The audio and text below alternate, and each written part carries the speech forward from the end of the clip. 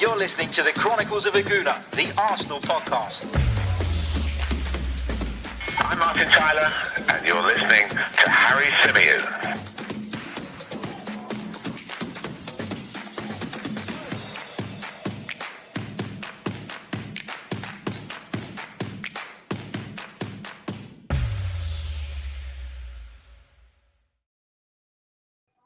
Hello and welcome back to the Chronicles of a Gooner, the Arsenal podcast brought to you by 90 Min. As ever, I'm your host, Harry Symeou, and bringing you a bonus edition in order to react to the news that Jack Wilshere has, of course, returned to Arsenal. Now, let's be clear, Jack Wilshere has not returned as part of the playing staff. Jack Wilshere has not signed a contract with Arsenal, but he is back at London Colney training with the club in a bid to regain his fitness and, of course, as he works towards completing his coaching badges. So Mikel Arteta hinted about it a few weeks ago, didn't he? He talked about the fact that the door was open for Jack to return should he wish to do so.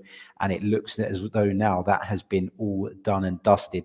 Now, from what I understand, a meeting took place between Jack Wilshere and the club last week at London Colney. He outlined to the club exactly what it is that he wanted or needed from the club. And they, of course, spoke about what they could do for him. An agreement was reached. And there is Jack Wilshere now pictured back at London Colney. And I guess, you know, nostalgia takes over in a situation like this, doesn't it? You look at it and you go, you know, it is great to see him back in Arsenal gear, training, running up and down at London Colney. I mean, it makes your heart feel warm, if that's how you want to put it. But look, to be honest with you, I wouldn't get carried away in terms of the potential or the possibility of Jack Wilshere returning as a player. We know that midfield is a position that we are a little bit short in. We know that when the African Cup of Nations comes along, that situation could worsen.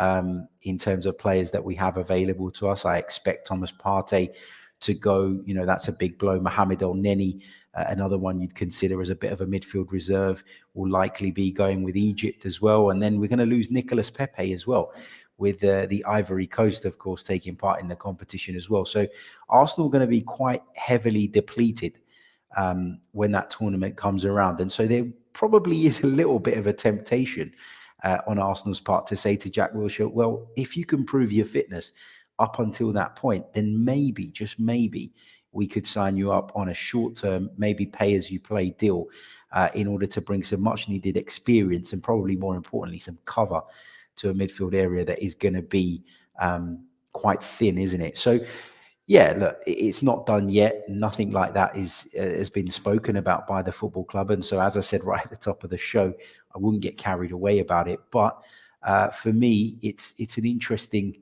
thing to kind of have or keep in the back of your mind. And I'm sure even if the conversation hasn't taken place between the club and the player, even if Mikel Arteta is not considering it at this point, if he does see Jack Wilshere sort of showing and proving his fitness, if he does see him having a positive impact around the place on the younger players, et cetera, then it's not something that I think he'll be quick to rule out.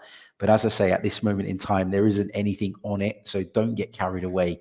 But it's a situation that could develop, and it could develop to the point where we do maybe just possibly see Jack Wilshere walking back out at the Emirates Stadium in an Arsenal kit. Who knows?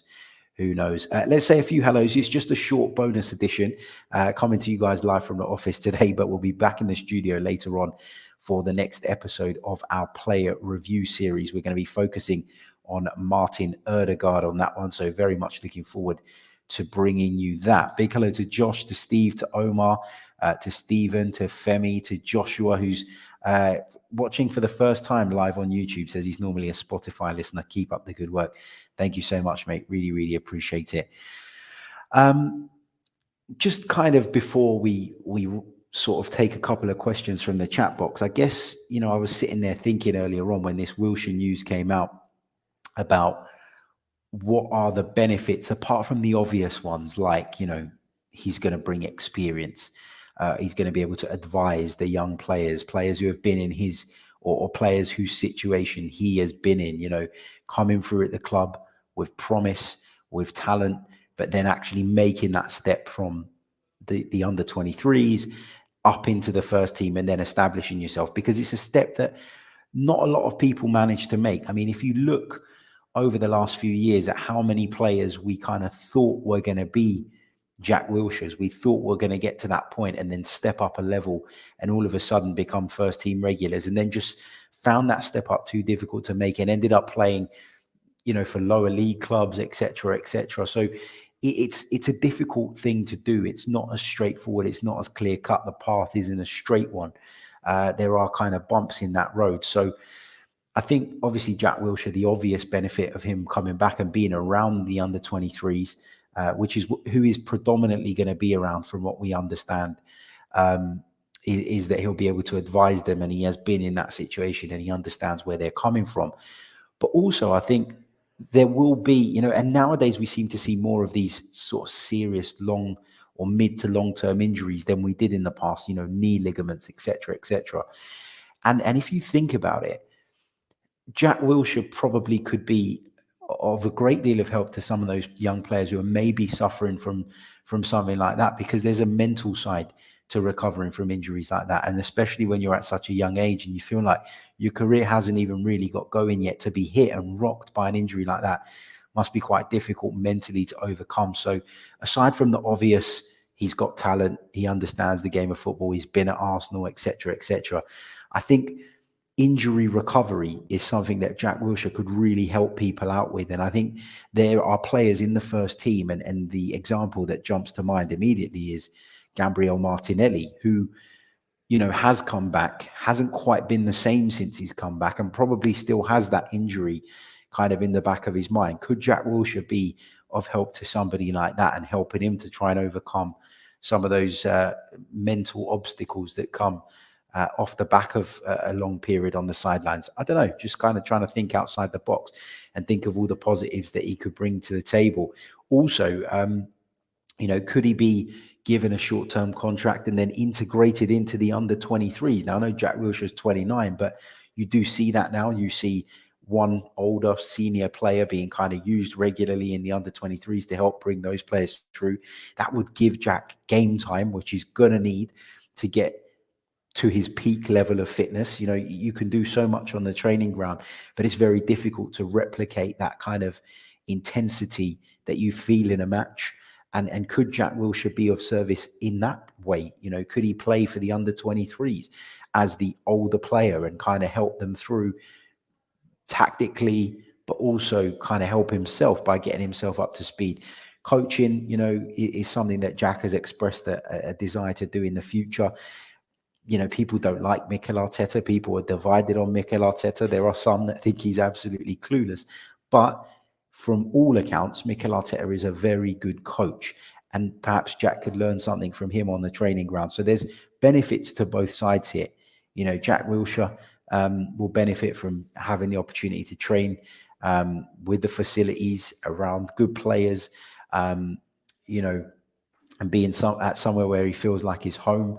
By being at Arsenal, he can do his coaching badges, etc. But for Arsenal, if they can extract some of the good things from Jack Wilshere to then apply them to some of the younger players coming through, I think this is a thing that could really benefit everybody, and it could mutually kind of work for all parties. So, yeah, look, obviously pleased to see the pictures, pleased to see Jack back. Am I saying he'll never play for the club again? No, because I've explained the reasons why. I'm not quite ruling it out, but at this point, there's no reason to kind of get carried away with that trail of thought, because Mikel Arteta hasn't said anything, hasn't even hinted that Jack will be playing for the team again. He did allude to the fact that he will be around the first team sometimes, but that doesn't mean he's going to be around the team all the time. So it will be really interesting to see how this pans out. But I think first and foremost, it's about Jack getting fit, and it's about Arsenal hopefully using Jack to be able to kind of pass on some of his experiences, and then and using that to help some of those young players coming through. Let's take a few of your thoughts in the comments just before we wrap up. As I say, very short bonus edition. This will be back later on tonight with the player review series. Will be live at probably around about 7 p.m. for that one. So stay tuned. Make sure you turn your notifications on for that. Kville says, when you consider how thin our midfield already is, and will get thinner as we get to Christmas, January, and then the AFCON, we can use him on a pay-as-you-play basis. 100%. Yannick says 10 quid. He signs in January. Stephen Foote says he's an experienced professional. Form is temporary. Class is permanent. Welcome back, Jack. A proper Arsenal lad. Steve Stone says, I thought quite a bit before answering your question. Play and as you pay, an emergency cover could work for me, but sentiment would not.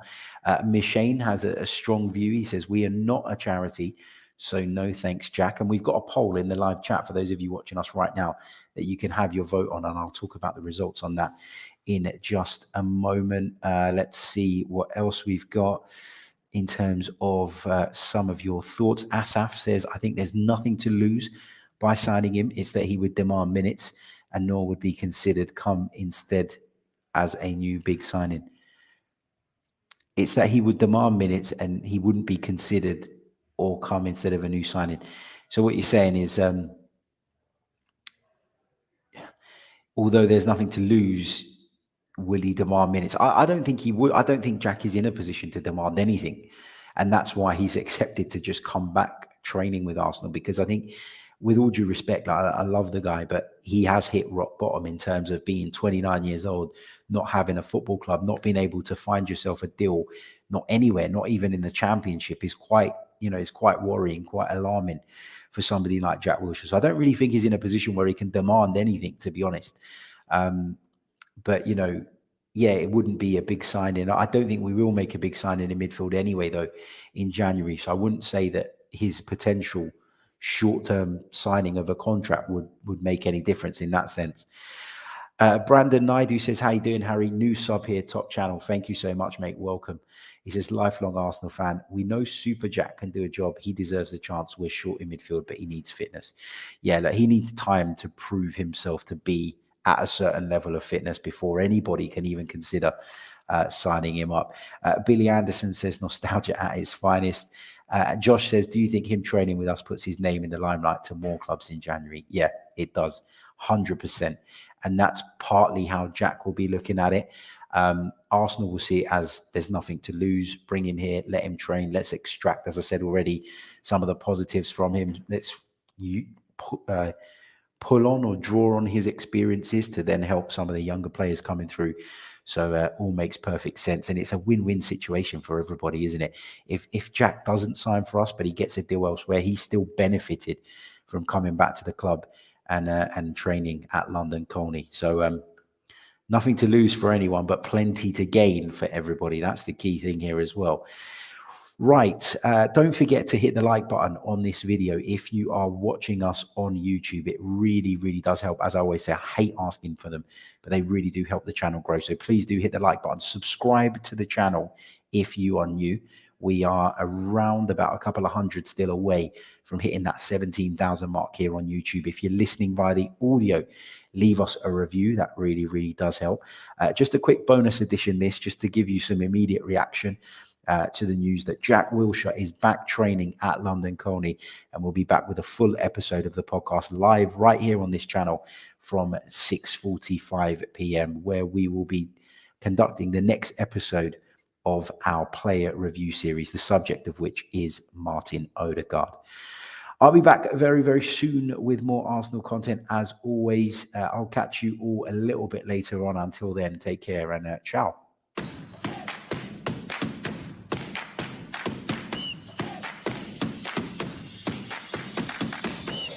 You're listening to the Chronicles of a Gooner, the Arsenal podcast. I'm Martin Tyler, and you're listening to Harry Symeou.